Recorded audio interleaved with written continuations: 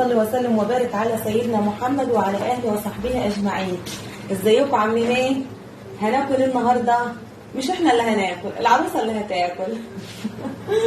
يلا بقى قبل ما نبدا الفيديو حطوا لايك عشان اقول لكم هنعمل ايه. معانا فيديو قوي جدا هيعجبكم ان شاء الله. حطيتوا اللايك؟ ماشي خلاص هنبدا مع بعض. بسم الله. عندنا عروسه هتتجوز، واحده صاحبتي، فطلبت مني محدش هيعمل العشاء بتاعي غيرك انتي، وانا طبعا ما اقدرش اقول لها ومش هتاخر عن حد. فيلا نبدا مع بعض. بسم الله. هنشوف هنعمل ايه ليها. معانا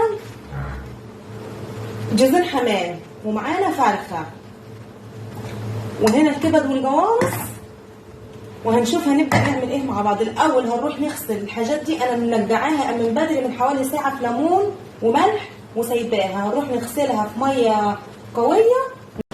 خلاص غسلنا الفراخ والحمام بالشكل ده.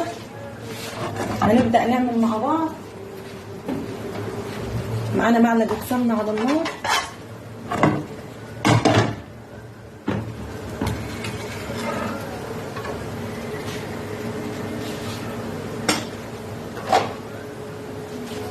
هننزل فيها بالكبده والجلصه.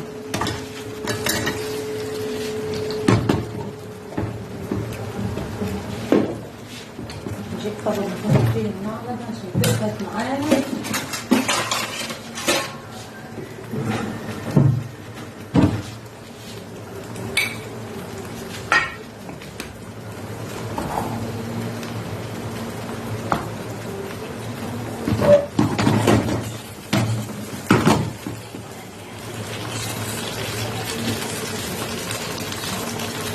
شوحنا الكبده والجلصه عشان هي عايزه الاكل سبايسي، وهننزل عليهم نص معلقه بهارات، وربع معلقه فلفل اسود، وربع معلقه ملح.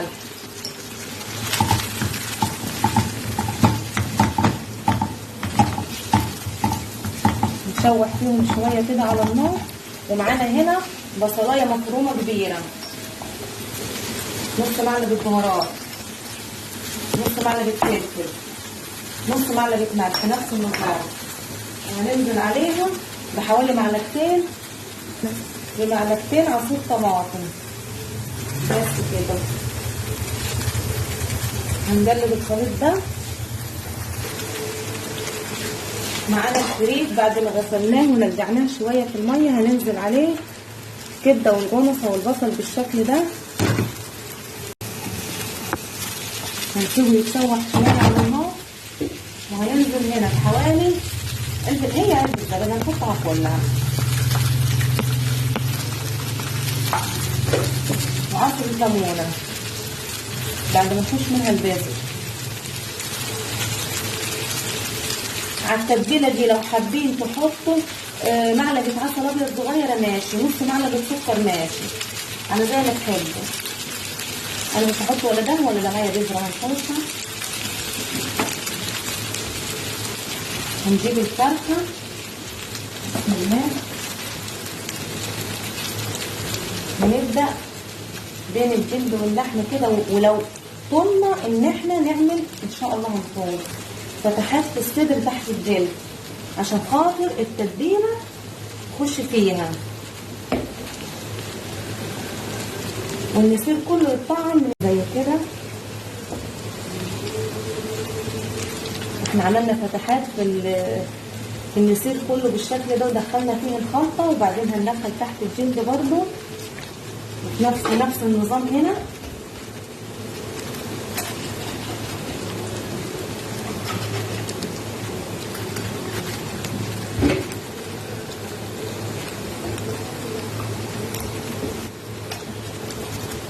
زي ما انتم شايفين بالشكل ده كل الخليط اللي احنا عملناه التتبيله كلها.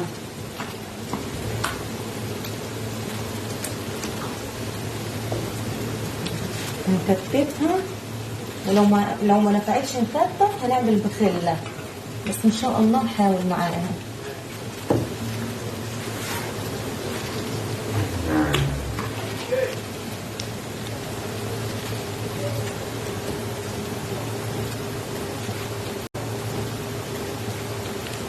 بس كده.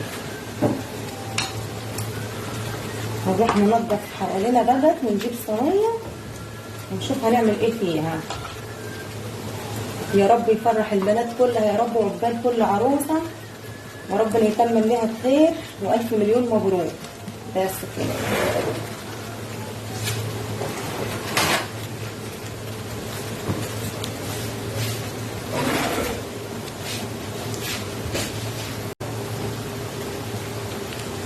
بس كده. هنروح ننضف حوالينا بقى ونجيب صينيه ونشوف هنعمل ايه فيها. يا رب يفرح البنات كلها يا رب، وعقبال كل عروسه وربنا يتمم لها بخير والف مليون مبروك. بس كده.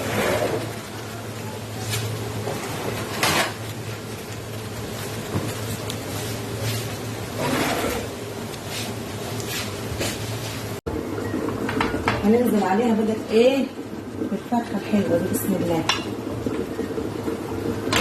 وبقيت التتبيله دي اللي فايضه منها هنحطها عليها بالشكل ده.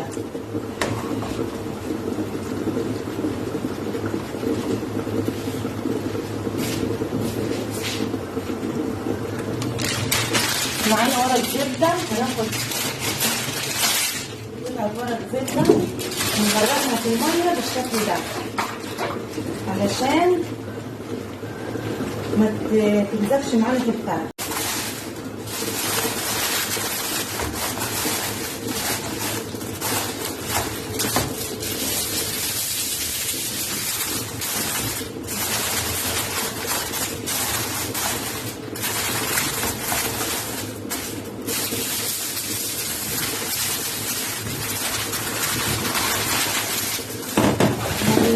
احنا كده مولعين الفرن على درجة حرارة 220 وهي داخلة على السوا، ونهدي النار شوية.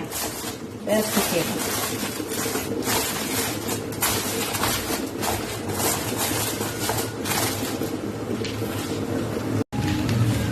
معانا صينية هنا على النار فيها معلقة سمنة كبيرة، يعني حوالي معلقة ونص كده كبيرة كده حلوة. والفريك خلاص اهو معانا، هنسيبه يهدى شويه وبعدين نحشي بيه الحمام. بس هنطفي عليه ونشيله بعيد عن السخونه خالص.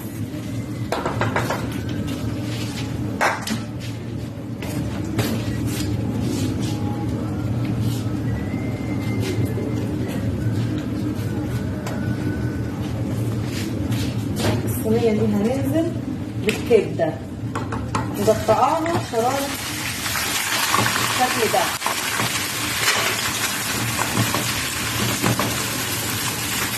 هي طلبت الاكل يكون خفيف، ما يكونش فيه بصل كتير والحاجات دي يعني. معانا الكبده بنشوح فيها بالشكل ده.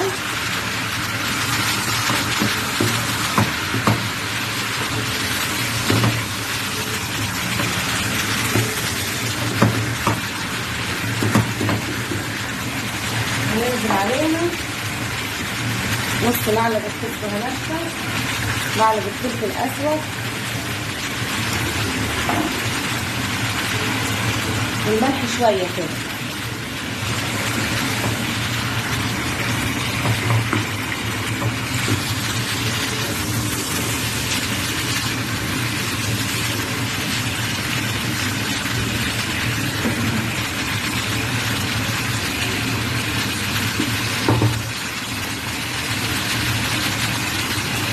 نحمر الكبده على النار، هنحشي في الفريك.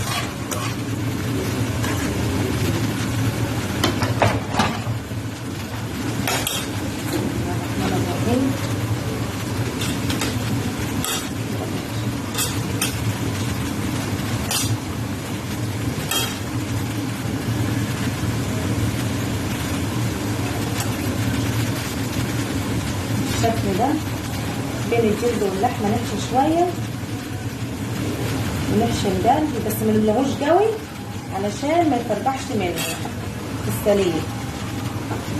ولو حابينه في الفرن في صينيه وترصوه تدخلوه الفرن، بس انا بحب اسلقه وبعدين احمره وهنستفاد بالشوربه يعني.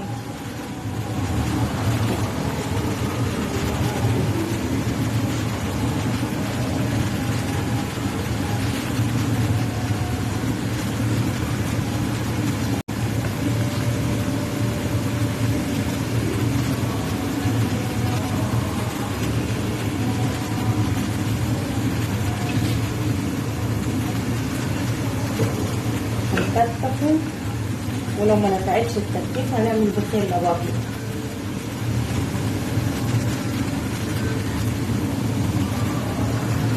هنجيب الجناح كده ورا نعكسهم علشان تبقى شكلها حلو في الاخر. بس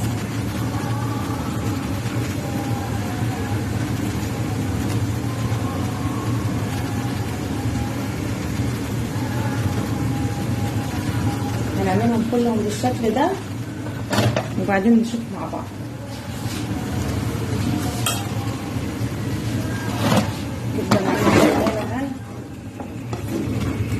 شوية نجمد فيها ونخلي النار عالية عليها. خلصنا الحمام حشيناه بالشكل ده، ومعانا هنا ميه بتغلي على النار هننزل فيها بصلايه قطع صغيره، حوالي معلقه عصير طماطم،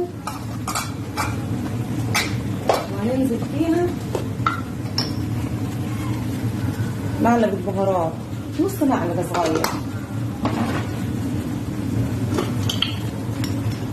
ربع معلقه فلفل اسود.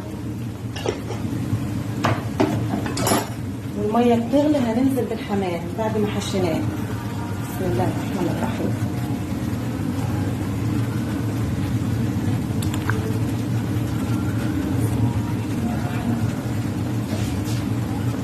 بس هنغطي عليه ونسيبه، ومعانا الكبده هنا على النار.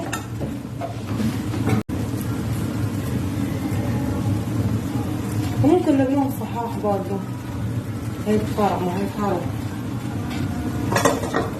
بصلايه صغيره،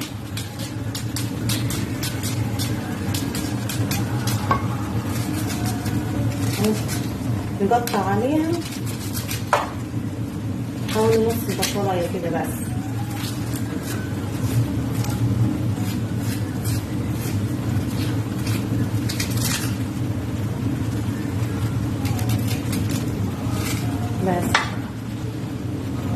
والشطه اللي هي عايزاها.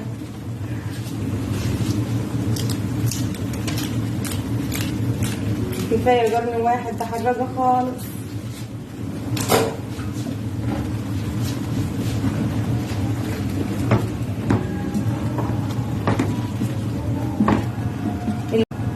اللي الناس يحط اللايك حطوا لايك.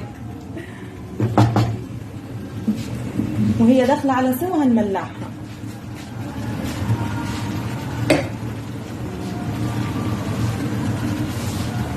الكبده خلاص استوت، هنملحها نص معلقه ملح. الكبده لو قعدت ازيد من كده على النار بتجلد، فالكبده مش بتاخد وقت وبتتحمر وتستوي بسرعه. خلاص كده هنعمل ايه تاني؟ هنرفع عليها، هي هتروح بصينيتها ونلفها ورق الفويل ورق الزبده.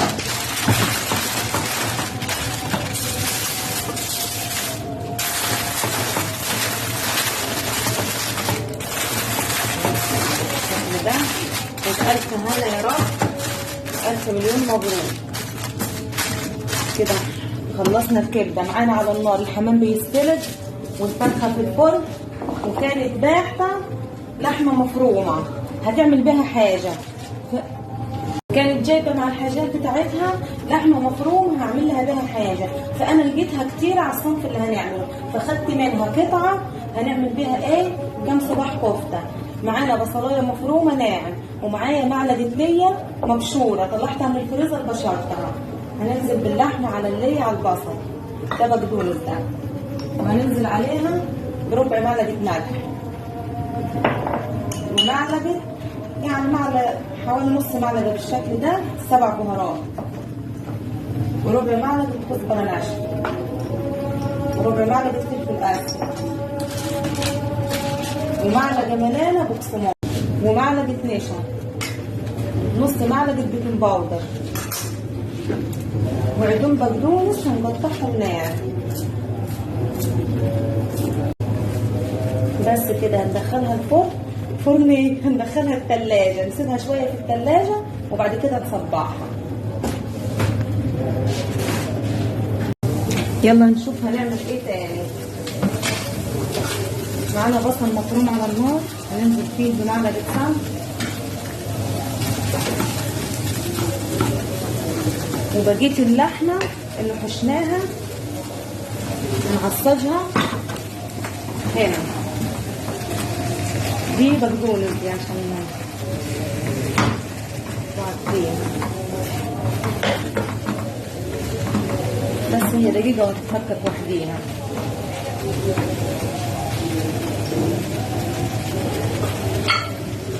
ننزل عليها فلفل اسود حوالي نص معلقة،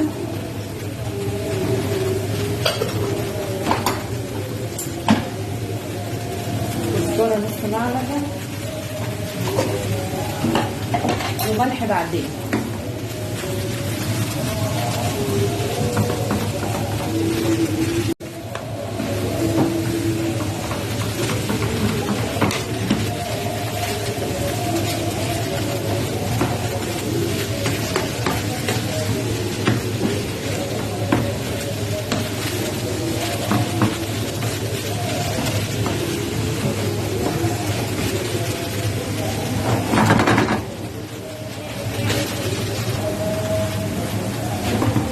اللحمة اتشوحت معانا،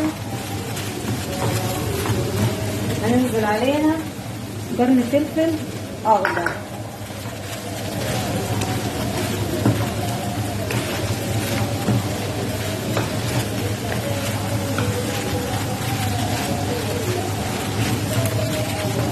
وهننزل عليها طماطمايه مبشوره.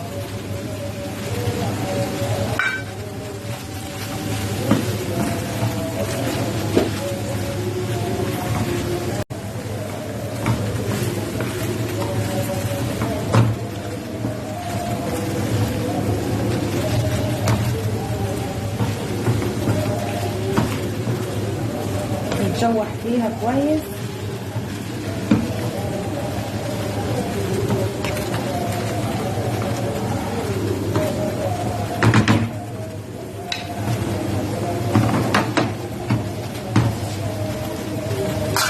طول ما احنا واقفين في المطبخ نرتب حوالينا ونلمع حوالينا وما نخليش فيه كركبه، عشان عقبال ما نخلص الاكل نلاقي المطبخ نظيف، يا دوبك شويه مواعين نغسلهم وخلاص.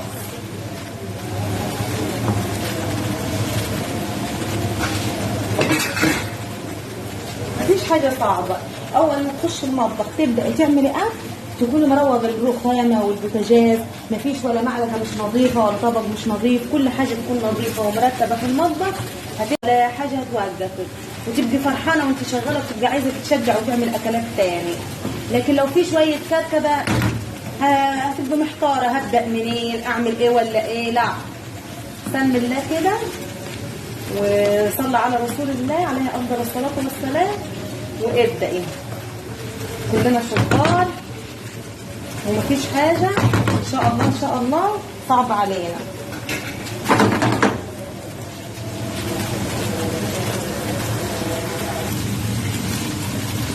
العصا جيت معانا بالشكل ده، هننزل عليها بربع كوبايه ميه. انا احب كده لازم عشان اللحمه تستوي برضه، مش عشان انها لحمه مفرومه التشويحه دي هي اللي هتسويها ولا انها تخش الفرن انها تستوي، لا برضه كده ايه ابقى مطمنه ان اللحمه استوت كويس. هنسيبها نهدي عليها النار تتشرب بشويه الميه اللي حطيناهم ونشوف. معانا هنا صينيه ومعانا لفه جلاش،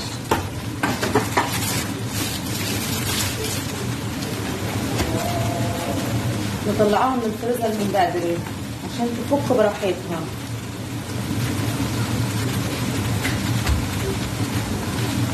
هنجيب الصينيه اللي هنعمل فيها وهنحدد على قد حجم الصينيه ونقطع.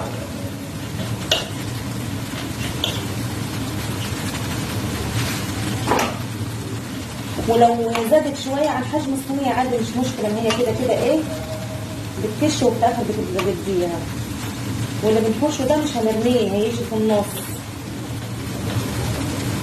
بس.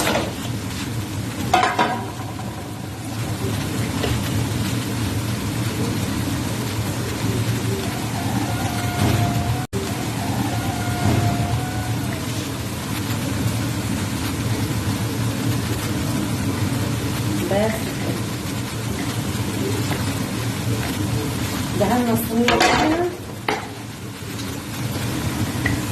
والجلاش خلاص اتعصر، اللحمه خلاص اتعصرت.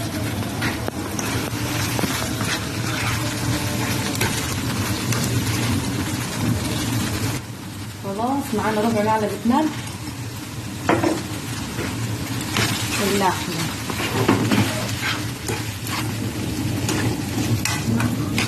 بس معانا هنا هناخد ربع لفه الجلاش نحطها من تحت في الصينيه في الارضيه، والباقي ده هنوزعه في النص.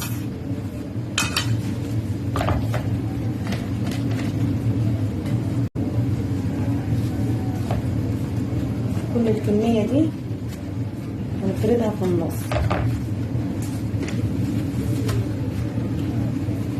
نخليها ايه تسوي بعضيها، مش حته عاليه وحته واطيه، لا كلها تسوي بعضيها.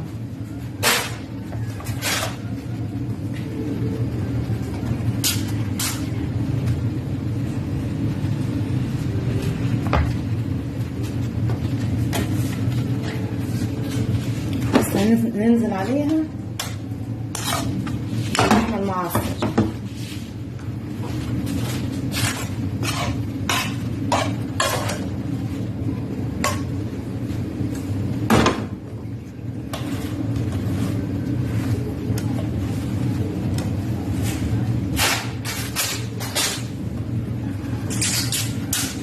بس كده فرطناها بالشكل ده.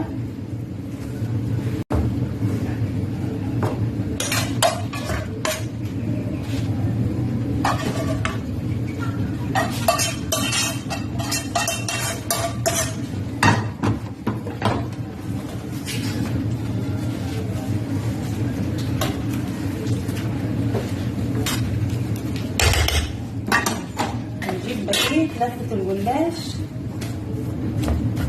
وننزل فيها. ننزل على الصينية ببقيتها وضغطة خفيفة بالشكل ده، ونقطعها بالطريقة اللي احنا عايزينها.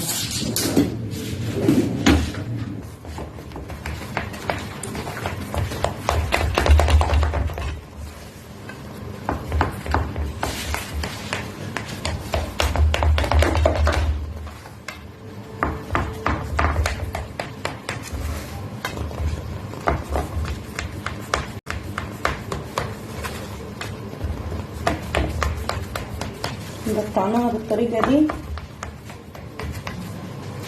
ومعانا معلقتين سمن، معلقة سمن كبيرة حطيتها على النار سخنت جامد،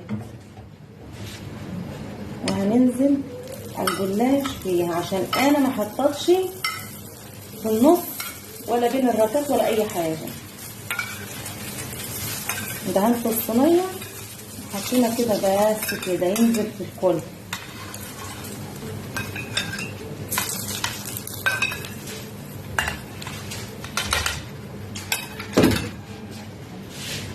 هدينا النار اللي الفرن على الفرخة على درجة حرارة 180، وهندخل جنبيها الجلاش.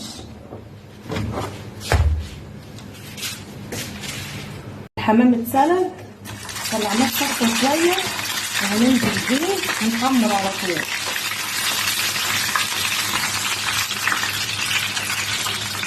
ومعانا هنا الكفتة بعد ما طلعناها من الثلاجة هنصبعها.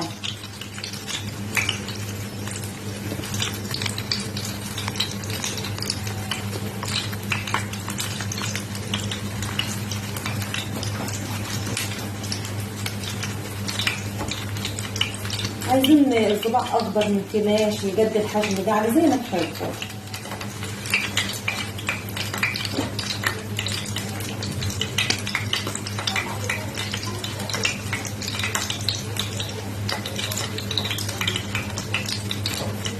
ولسه الفرخه مكمله في الفرن معانا.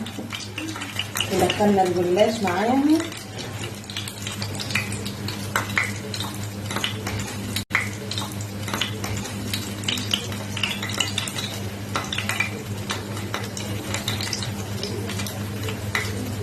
ادعوا لنا دعوه حلوه من قلوبكم كده.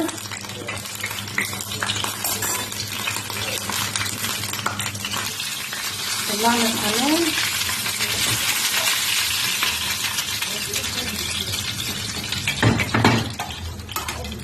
هننزل بالباقي. ومعانا هنا الكفته بعد ما خلطناها هندخلها الفرن. ومعانا هنا واحده بيض هنعملها للجلاش. ننزل عليها ربع معلقه ملح، ربع معلقه فلفل، حاجه بسيطه كده، نقطه خل صغير عشان البيض.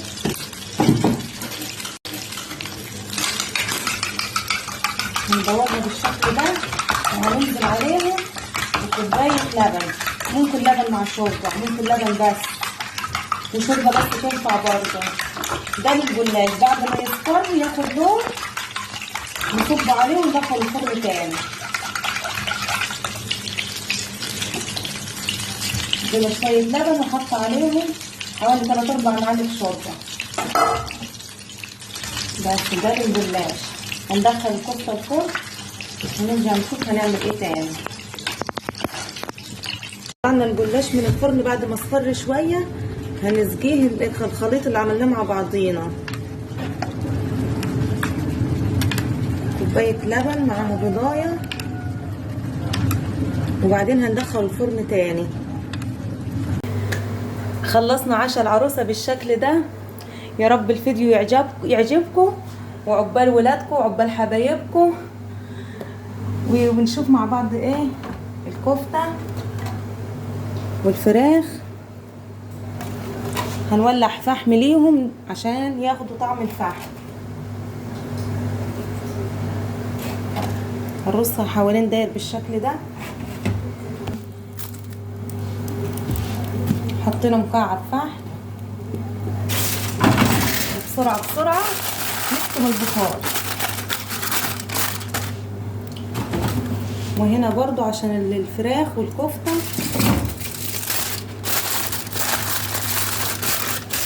يا رب عشاء العروسه يعجبكم، واكتبوا لي في الكومنتات رايكم ايه في فيديو النهارده. لايك وشير وسبسكرايب، والسلام عليكم ورحمه الله وبركاته.